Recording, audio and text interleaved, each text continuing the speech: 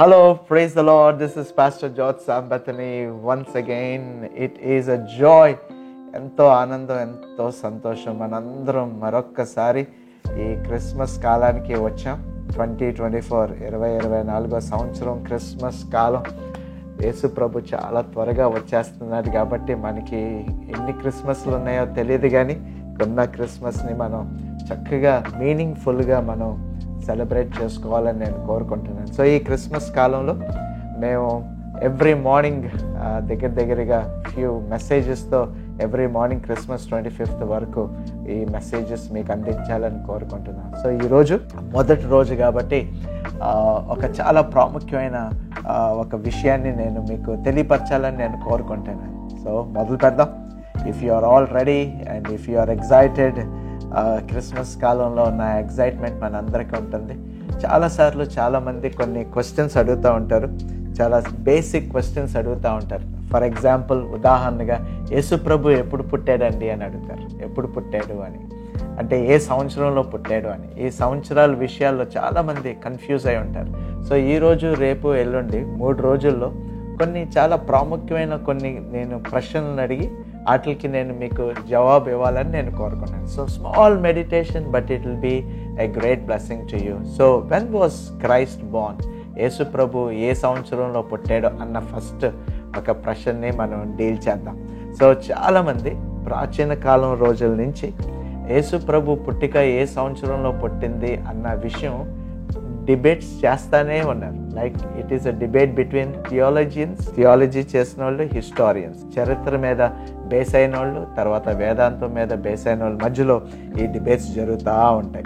So యేసు ప్రభు ఏ సంవత్సరంలో పుట్టాడు అన్నది ఒక 3 డివిజన్స్గా మనం చూస్తే, historical facts, 2 astronomical facts, 3 scriptural evidences. ఈ 3 మనం చూస్తే మనకి ఆ 3 విషయాలు అర్థం అవుతాయి. ఆ 3 విషయాల నుంచి తర్వాత ముందుకు ఎలాగెలాగలో చూద్దాం. Historical, astronomical and scriptural evidences. 2nd century 3rd centuryలో ఒక రైటర్ ఉండేవాడు, ఆయన పేరు ఆరిగన్.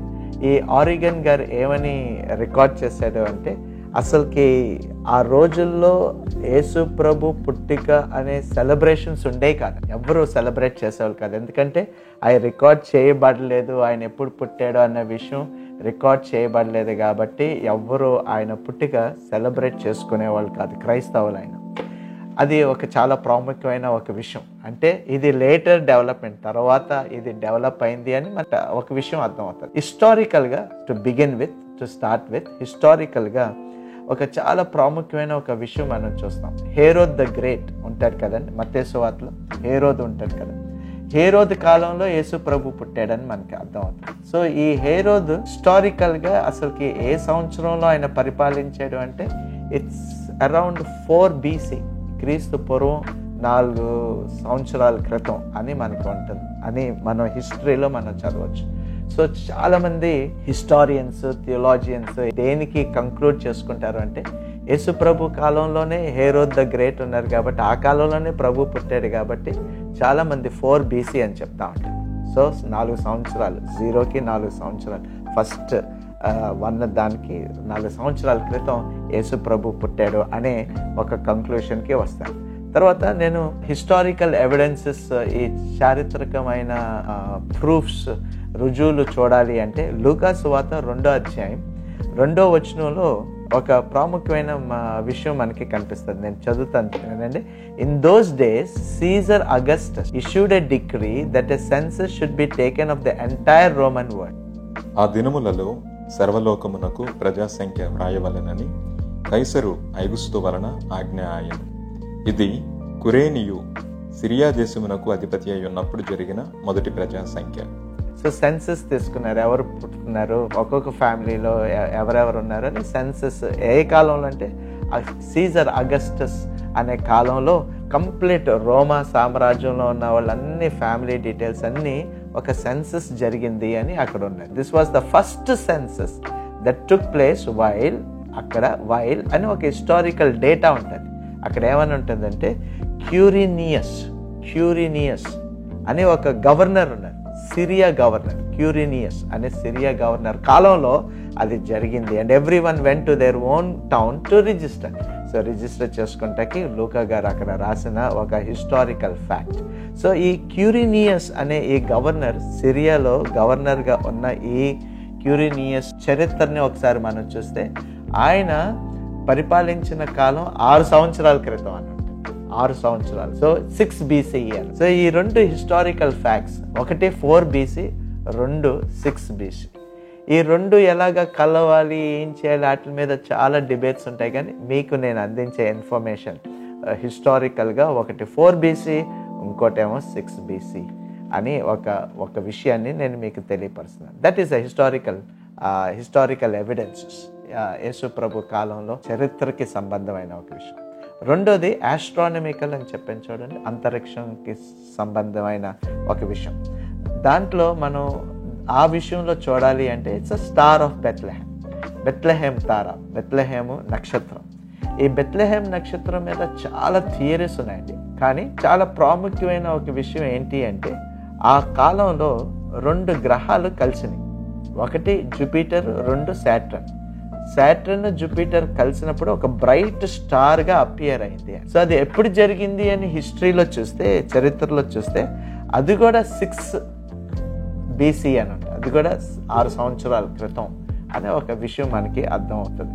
సో స్టార్ ఆఫ్ బెత్లెహేమ్ గురించి కూడా చూస్తే ఆ డేట్స్ దగ్గరగా ఆ మధ్యలో 6 BC to 4 BC మధ్యలో అది కనపడుతుంది అని మనకి అర్థం అవుతుంది. So these are 2 important things. Scriptural evidences మనం మూడోది చూస్తే, స్క్రిప్చురల్ ఎవిడెన్సెస్లో మనకి ఎక్కడ ఏ డేట్లో, ఏ సమయంలో, ఏ సంవత్సరంలో పుట్టినట్టు ఆ డేట్స్ మనకి ఎక్కడ కనిపి. కానీ ఒక చాలా ప్రాముఖ్యమైన ఒక విషయం ఏంటి అంటే, ఈ అన్నో డొమిని ఏడి అని ఉంటుంది చూడండి, BC AD. ఏడీకి ఫుల్ ఫామ్ ఏంటి అంటే అన్నో డొమిని అని.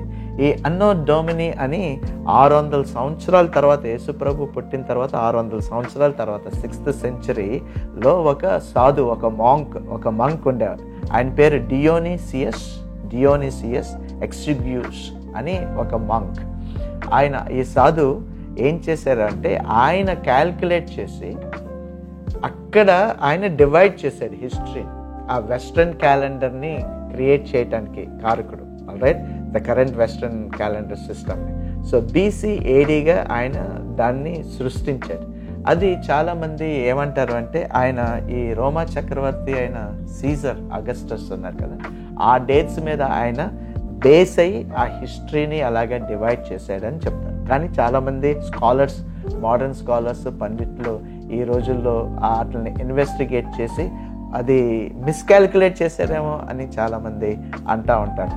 కాబట్టి AD BC అంటే 0 పాయింట్లో అక్కడ క్రీస్తు పుట్టినట్టు, క్రీస్తు నుంచి కంప్లీట్గా టైం డివైడ్ అయినట్టు ఆయన డియోనిసియస్ ఎక్సిగ్యూస్ అనే ఆయన దాన్ని ఈ లోకానికి ఆ ఇన్ఫర్మేషన్ని తీసుకొచ్చాడు అనే ఒక విషయం మనం అర్థం చేసుకోవచ్చు. సో డేట్స్, ఒక్కసారి ఈ విషయాలు డేట్స్ గురించి మనం ఏ సంవత్సరంలో యేసు ప్రభు పుట్టాడో అన్న విషయం డిబేట్స్లోనే ఉన్నది, కానీ అది దేనికి, అది కంక్లూషన్స్కి రాలేదు. కాబట్టి ఇన్ని సంవత్సరాలు, ఇన్ని డికేట్స్, సెంచురీస్ నుంచి డిబేట్ అయ్యే ఈ విషయం ఈరోజు మనం ఎలాగ తెలుసుకోవచ్చండి. సో 6 BC నుంచి 4 BC టు యేసు ప్రభు ఎగ్జాక్ట్గా ఏ సంవత్సరంలో పుట్టాడు అనేది ఒక డిబేటబుల్ క్వశ్చన్.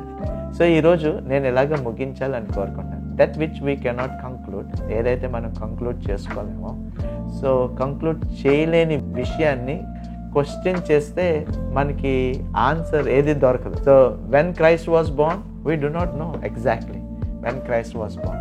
సో ఈ క్రిస్మస్ కాలంలో వెన్ క్రైస్ట్ వాజ్ బోర్న్ అని అడిగే వాళ్ళు చాలామంది ఉంటారు చూడండి. వాళ్ళని నేను ఇంకొక క్వశ్చన్ అడగాలని నేను కోరుకుంటాను.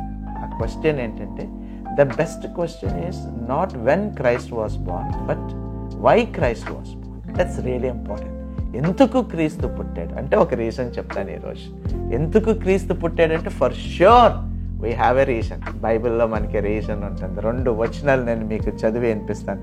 వై క్రైస్ట్ వాజ్ బోర్న్ అంటే, నెంబర్ 1, ఒకసారి 1 యోహాను పత్రిక, ఆయన రాసిన పత్రిక 1 యోహాను పత్రిక 3:8 చదువుతాను. నాకు చాలా క్లియర్గా ఉంటుంది. The reason the Son of God appeared was to destroy the devil's work. అపవాది మొదటి నుండి పాపము చేయుచున్నాడు కనుక పాపము చేయువాడు అపవాది సంబంధి. అపవాది యొక్క క్రియలను లయపరచుటకే దేవుని యొక్క కుమారుడు ప్రత్యక్షమాయను.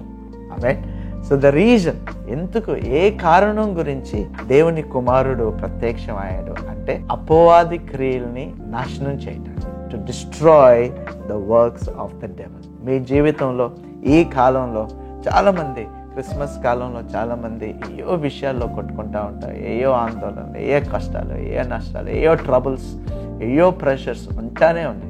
కానీ ఆ ట్రబుల్స్ ఇచ్చేవాడు, మిమ్మల్ని నాశనం చేయటానికి నిర్ణయించుకున్నవాడు, ఆ అపవాదిని నాశనం చేయటానికి వచ్చి ఈరోజు మిమ్మల్ని అడగాల్సిన ప్రశ్న ఏంటంటే, ఆయన నాశనం చేసాడా చేయలేదా అని అడిగితే మీరు తప్పకుండా నాశనం చేశారు పాస్టర్ గారు అంటారు. కాబట్టి మీకున్న ఆ సమస్యలు, ఆ ట్రబుల్స్కి కర్త ఉన్నాడు చూడండి, ఆ అపవాది నాశనం అయిపోయాడు. ఈ క్రిస్మస్ కాలంలో మీకు అందించాల్సిన ఒక సమాచారం అదే. హెబ్రీయులకు రాసిన పత్రిక 2వ అధ్యాయం 14-15 చదివితే ఎలాగుంటుందంటే, since the children have flesh and blood, he too shared in their humanity. So ఆయన కూడా రక్త మాంసాల్లోకి వచ్చి, so that by his death he might break the power of him who holds the power of death. ఎవరైతే మరణ శక్తిని పట్టుకొని వదలకుండా ఉన్నాడో ఆ అపవాదిని ఆ పవర్ని ఆయన బ్రేక్ చేయటానికి, విరగొడటానికి వచ్చాడు. That is the devil. ఆ పవర్ ఆఫ్ డెత్ ఎవరి చేతిలో ఉన్నది? డెవిల్ చేతిలో ఉన్నది, అపవాది చేతిలో. Free those who are all their lives were held in slavery by their fear of death. So I decree and declare today is the first day as our messages have begun. ఈ వర్తమానాలు మొదలయ్యే ఈ మొదటి వర్తమానం మీకు ఏమని చెప్పాలని కోరుకుంటున్నానంటే, ఈ క్రిస్మస్ కాలంలో ప్రభు మిమ్మల్ని ఫ్రీ చేసి, హీ హ్యాడ్ ఫ్రీడ్ యూ, మీకు స్వేచ్ఛనిచ్చాడు. అపవాది శక్తులు మీ మీద ఇంకా పని చేయు. Why Christ came? Ask that question. When Christ was born కాదు, వై క్రైస్ట్ వాజ్ బోర్న్ అని అడిగితే wonderful message that passes to you, that you need not to fear not, he had destroyed the works of the devil. God bless you, have a wonderful day. ఈ విషయాలు మీరు నెమరేస్తూ ఆలోచిస్తూ ఈ రోజంతా మీరు గడపాలి అని, ఆ సెలబ్రేట్ చేయాలి అని. క్రిస్మస్ ఏంటి అంటే, it is a celebration that devil is defeated. Praise the Lord, and all glory belongs to our Lord and Savior Jesus Christ. చిన్న ప్రార్థన చేసుకుందాం. పరిశుద్ధుడా, మహోన్నతుడా, మా పరలోకపు తండ్రి, ఈరోజు మేము ఎలాంటి సరైన ప్రశ్న అడగాలో నువ్వు మాతో మాట్లాడావు. నువ్వు ఎప్పుడు పుట్టావు అని కాకుండా, నువ్వు ఎందుకు పుట్టావు అని మేము అడిగేలాగా మాకు సహాయం చేయి. అప్పుడు మాకు అర్థమవుతుంది, ఈ కాలంలో ప్రభు ఆ మొదటి క్రిస్మస్కి ఉన్న కారణం నువ్వు అపవాదిని నాశనం చేయటానికి వచ్చావు. మా జీవితంలో వాడికి ఏ స్థలం లేదు అని మేము నమ్ముతూ, వారిని నువ్వు జయించావు కాబట్టి మేము కూడా జయించామని, ఈ కాలం క్రిస్మస్ కాలం ఆనందంతో, సంతోషంతో, సమాధానంతో, ఎన్ని సమస్యలు ఉన్నా ప్రభు మేము ఒక విషయాన్ని గ్రహించేలాగా సహాయం చేయండి. వాడు ఓడిపోయాడు అని మాకు విజయం వచ్చింది. అందుకే క్రిస్మస్ అని నీకే కృతజ్ఞతలు తెలియపరుస్తూ యేసయ్య నామంలో ప్రార్థన చేస్తున్నాం తండ్రి. Amen. God bless you. Have a wonderful day.